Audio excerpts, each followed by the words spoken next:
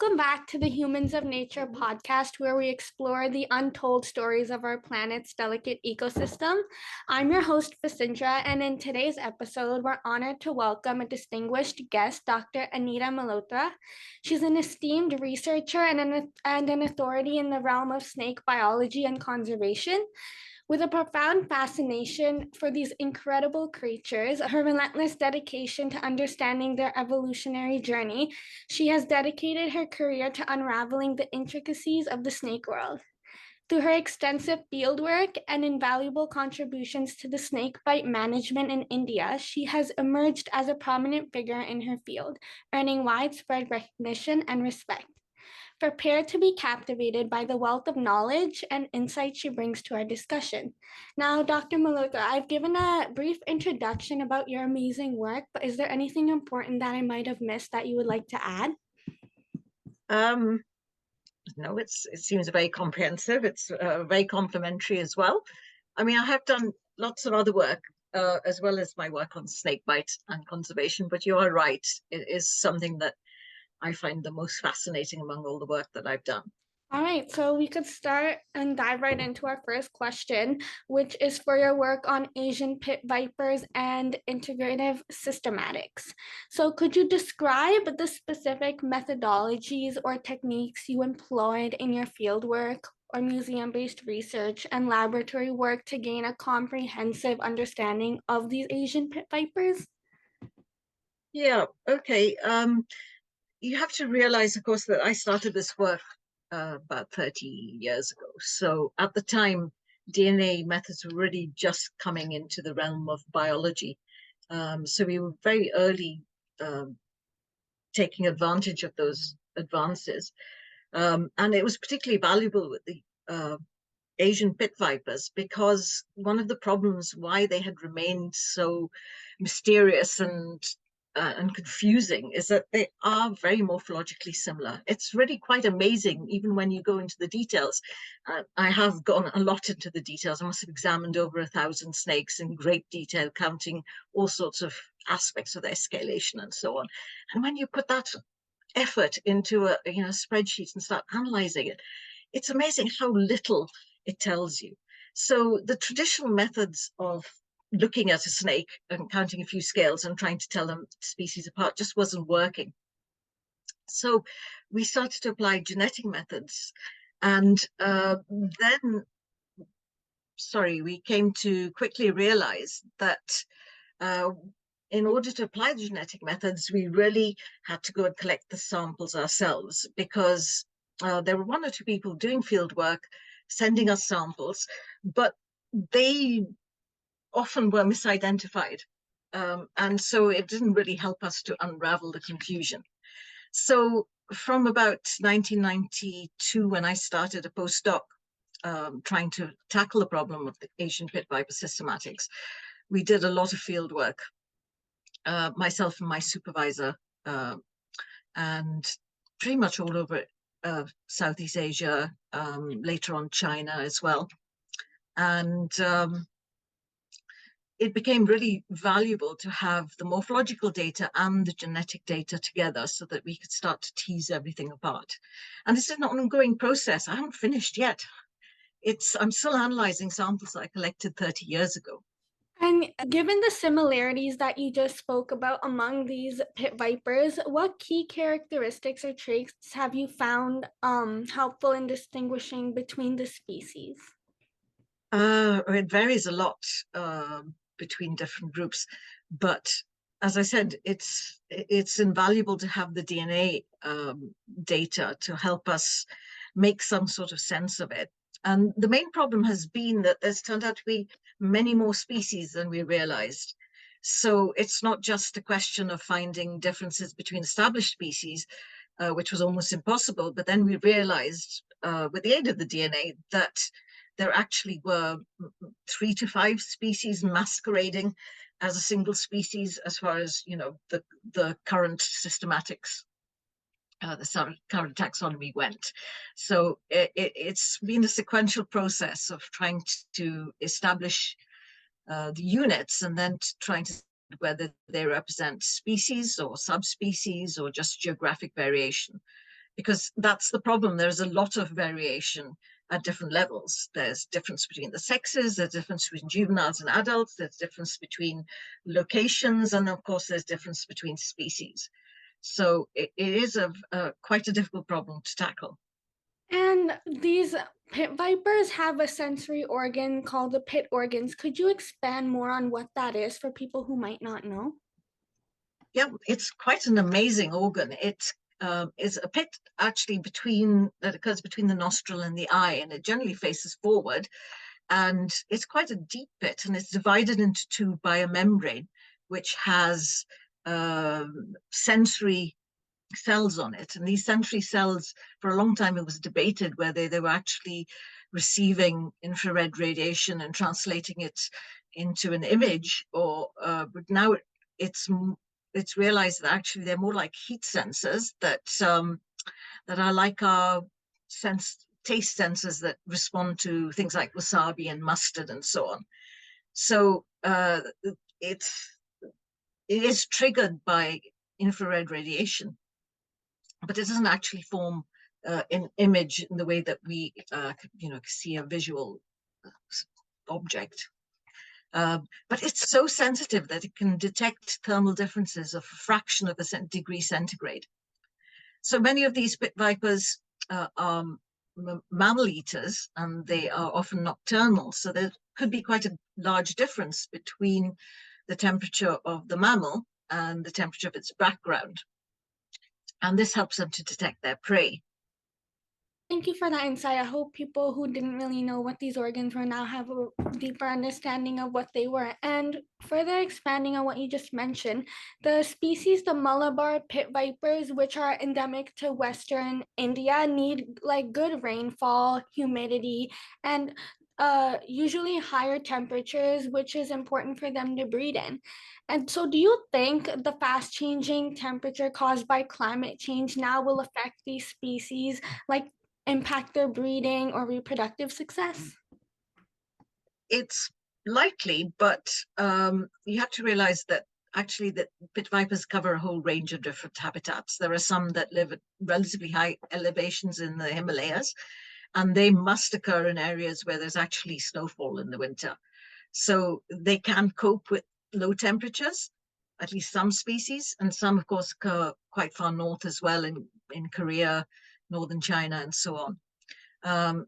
And of course, there are also pit vipers, although I work on Asian pit vipers, there are pit vipers in the New World as well. So they certainly are capable of hibernating during low periods of low temperatures. And even in Asia, I have seen, while I've been in the field, we had a sudden cold snap once when I was working in northern Thailand at a relatively high elevation. The temperature at night was 6 degrees. You wouldn't think you'd find a pit viper out being active at those sort of temperatures in Asia, but they were still hunting. And the reason is, of course, in the daytime, it gets warm enough for them to digest their prey. So they're actually a lot more adaptable and variable than most people realize. That's not to say that Malabaricus, which is a southern Indian species, would be capable of surviving at 6 degrees. It's not necessarily adapted for that. So it's the degree and the rapidity of the change that will be crucial. But having said that, there are probably more immediate issues like deforestation, expanding populations, pollution, all those sorts of things, increasing development in South India, putting more and more pressure on their habitats. And those are much more likely to have an immediate effect, a more ongoing effect than climate change. Thank you so much for that. It's interesting to know that, and eye-opening to know there's various snake species that live in different temperatures throughout different countries. And you mentioned projects like in India or other countries where there is a demand for less forest cover because of infrastructure projects. And if we were to specifically talk about a species that tends to live in high temperature, and if there's infrastructure projects such as tarmac roads being laid down, it's more likely to go and live on the tarmac because it's producing heat. So that would probably result in more roadkill. So how do you think people should effectively prevent roadkill while also safely progressing infrastructure projects? Yeah, roadkill is a big issue. It's probably actually more of an issue in cooler climates because then the road is very attractive because it's a much higher temperature than the surrounding habitat. Whereas in tropical countries, there isn't that differential. They can probably get as much heat as they need without having to resort to the roads. But roadkill is a huge issue. So it can take out populations a very short time after a new road is put in. And I am not really sure of the answer, but perhaps some kind of barrier between the habitat and the road that at the same time you don't want to prevent animals crossing the road. I think probably road tunnels are probably the best way to go for small things like small mammals, amphibians and reptiles. Tunnels under the road are very effective. And for larger roads, you can actually put the road in a tunnel, can't you? So that you have the habitat intact, allowing animals to cross, but also, you know, protecting them from the effect of the traffic. Thank you for that. You also just recently mentioned about your contribution and addressing venom evolution and addressing the snake bite problem. So, which probably offers insights into venomous snake species and their impact on human health and safety. So, would you like to explain some of the mechanisms or factors that you've explored to understand how venom consumption vary amongst snake species? Yeah, it's actually still a matter of debate about exactly what drives venom evolution, and it probably varies in different groups of snakes. So one idea is that the venom is designed to subdue their prey, and that's generally true, except for a few things like spitting cobras, where it has specifically evolved as a defense mechanism. But in general, venom is for subduing prey. You know, snakes don't have limbs to help them subdue prey. They're very vulnerable actually when they're attacking prey. So they do need something that can reduce that danger by um, rendering the prey helpless in a short period of time. And they do this through a mixture of substances which have different physiological effects on the prey. Some of them might drop the blood pressure dramatically. Some of them might affect the nerves and paralyze the prey. And the more we look into it, the more amazing it is. There's so many different compounds that have evolved with so many slightly different effects. And they vary according to the prey that they're designed to work on. So some species which we think of as non-venomous because they don't have any effect on humans when they bite us, they're actually very toxic to their prey, whether it's birds or geckos, just doesn't happen to be mammals. But then, of course, a lot of snakes do feed on mammals, and those tend to also have an effect on us. So the the effect on humans depends on all sorts of things about how much venom is injected, and that's not necessarily just a random thing. Snake venom is generally believed to be quite an expensive substance for the snake to produce. It takes a lot of metabolic energy to create, to do all the DNA transcription, translation, put the proteins together and so on. So they are reluctant to waste it. So many snakes, when they bite defensively, don't tend to inject a lot of venom. But that again depends on the state of mind of the snake. So if it's very, you know, if it's feeling very threatened, it may inject more venom than if it wasn't. So generally speaking, there are things we can do to reduce the risk to humans. So a lot of people believe, you know, you shouldn't have any venomous snakes in your vicinity at all, and so all venomous snakes should be killed. Of course, the problem is many people can't tell the difference between a venomous and a non-venomous snake. So all snakes are killed, which is a shame because snakes also perform a very a fundamental role in an ecosystem. And from our point of view, they're very important in controlling rodents and other pests. And so we shouldn't really want to get rid of all the snakes in our vicinity. But there are lots of things we can do to reduce the risk of coming into contact with snakes. And if we come into contact with snakes, reducing the risk of a snake bite accident. And those are the sort of things that we're trying to promote. Thank you so much for that. You just spoke about workers who may not be yet educated on the different species and what type of venom they might excrete. And these daily wage workers are probably at most risk because of common tea or coffee plantations in which they work in, and they make their livelihoods based off of that. And if they get put off a few days just because of one snake bite, that lowers their money intake that goes into their house significantly. So could you share some insights into the current status of snake bite incidents and what challenges are associated with addressing the issue?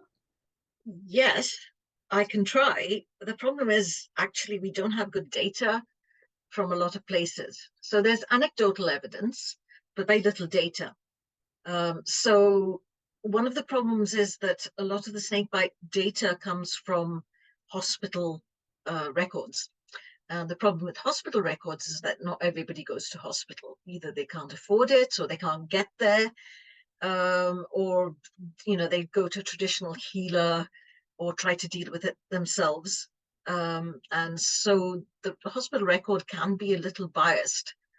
It is generally believed that in most rural parts that it is the younger male agricultural worker who's most at risk.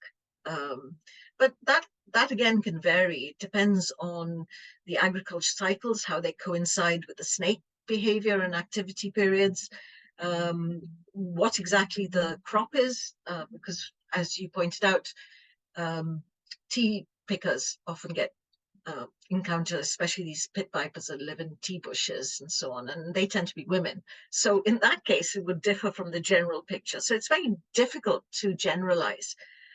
And in order to tackle the problem in different activities for different types of workers, different fields, we really need data on the snakes that occur in a particular area, their activity patterns, the way they interact with people, and generally speaking, we don't really have that data. Thank you for that response. Even with the limited data that you do have collected, as you just mentioned, have you implemented any sort of strategy to improve the treatment or prevention of these snake bites? Or could there be any promising advances in the future of the field that you find particularly exciting or impactful? Yeah, there are actually a lot of interesting developments. So you probably know that the only effective treatment for a snake envenomation is antivenom. And the antivenom is specific to a single species or a small group of species.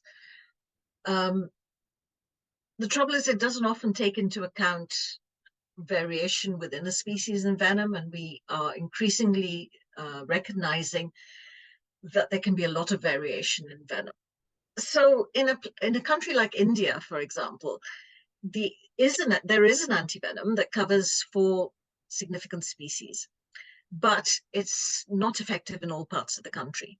So what we really need to find out is why that is. Is it because of venom variation within the country, in which case we need to make sure that the different types of venom are included when manufacturing the antivenom?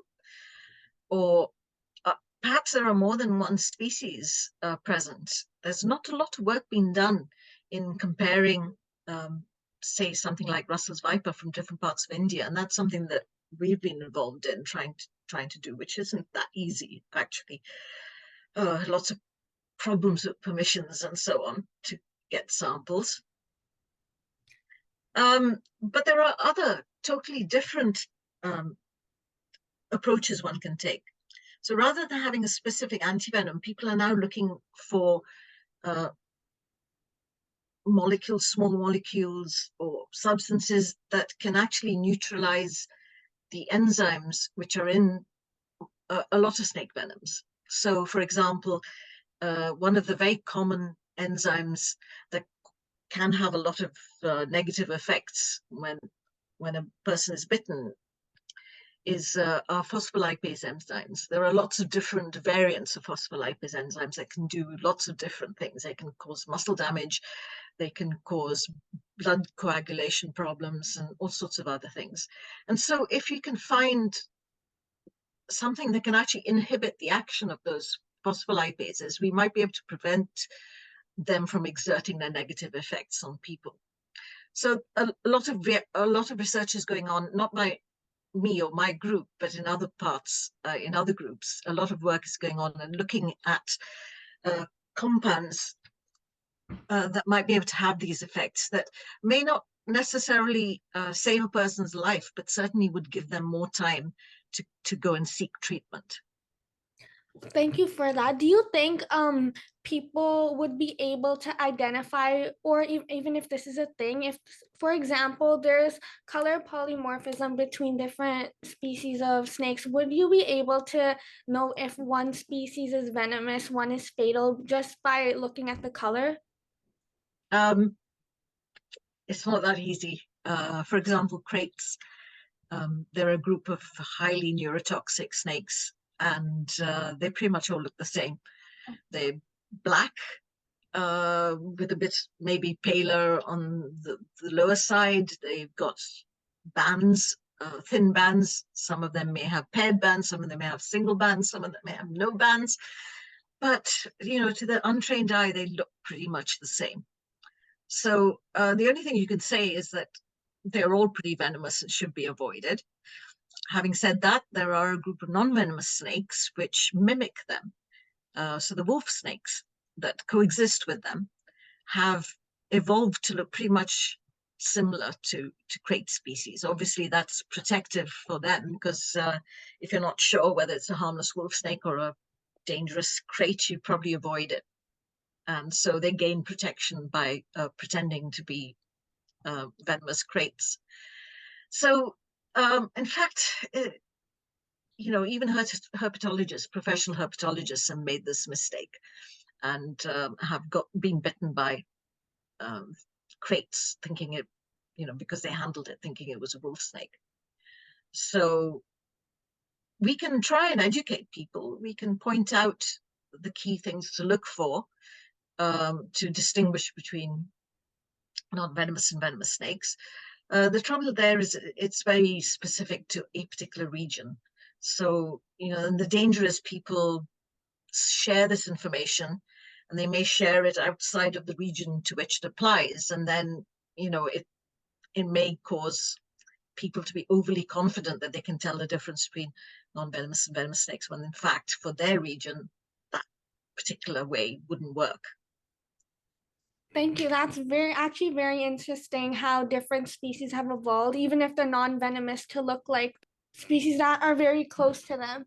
And going back to what you mentioned about effective approaches to snake bite management, do you think or know any ways to collaborate with researchers or medical professionals to ensure a comprehensive approach to more management within this area? There is quite a lot of collaboration going on at the moment that's being driven by the WHO, the World Health Organization, because in 2019 they made it a neglected tropical disease. It's not really a disease, but it kills a lot of people. It kills more people than most of the other listed neglected tropical diseases. So as part of their roadmap to reduce the number of deaths from snakebite, they have set up a lot of groups to tackle different aspects of snakebite, community education, antivenom preparation, and so on. And so really, if anyone was interested in being involved in this, is probably the first place to make contact. So you just mentioned for people who might want to be involved, for our listeners who want to get involved in snake conservation, do you recommend any citizen science programs or volunteer opportunities or Mm. educational initiatives? There are quite a few in based in different places. One that I know is very active in many different countries is called Save the Snakes, and they have some grant opportunities. There is also the IUCN specialist groups. So, for example, I'm co-chair of the East Asian section of the Viper Specialist Group. So, but that's, that's global. Wherever vipers are found, there's a group, trying to ensure their continuing conservation. And a lot of it is actually trying to find basic information about their population, um, their the sorts of data that we need to be able to evaluate their conservation status. Thank you for that. I hope our listeners can get more insight into what they want to do if they're further want to get involved in snake conservation. And now we always like to include a personal reflection. So could you share a particularly memorable experience or moment that has deeply impacted you or influenced your perspective on the natural world? Well, I don't know. My work's taken me to a lot of fascinating places. And I think probably the most interesting places I've been to have been the Indonesian islands. Um, I went to Flores and Komodo, and they were both absolutely amazing islands. Not just obviously for the Komodo dragons, we did see some in the wild, and they are very impressive animals. But just the whole ecosystems, everything about the place was extreme and amazing. Um, the natural world, in the sense, Flores has these volcanoes which have um, different colored. There are three volcanoes close to each other which have crater lakes that are different colors. One's black, one's red, one's blue, and it just reflects the different minerals which are welling up in these volcanoes. But then at some point, they all change color overnight. I mean, what what's that about? And the seas around those islands are just so amazing. I'm a scuba diver as well, and we did some diving around there. Some of the first people to visit some of these sites, and it's just overwhelming, the richness of a coral reef that's undisturbed. I mean, the trouble is these days, and I haven't dived for a long time, there's been so many negative impacts on coral reefs and the sea in general that I think the sorts of things that I experienced 30 years ago when I was visiting those islands are probably unrepeatable, except in maybe a handful of places. And I feel very privileged to have been able to experience that. I know that's not strictly related to my work, but I was there because of my work and got that opportunity to see those amazing ecosystems. That sounds so beautiful. Thank you so much for sharing your experience and perspective on that. And you're totally right about how now the coral reefs look nothing like how they looked 30 years ago, which is why it's so important to learn about the species that live there and how to conserve them and not make it worse over time. Okay, so that actually wraps up another captivating episode of the Humans of Nature podcasts. And I want to extend my heartfelt gratitude to you for joining me today and being a part of this remarkable journey. And your invaluable support, active participation, and contributions is what makes a meaningful impact on topics explored in our podcast. And so that's a wrap for today's episode. Thank you so much for joining me.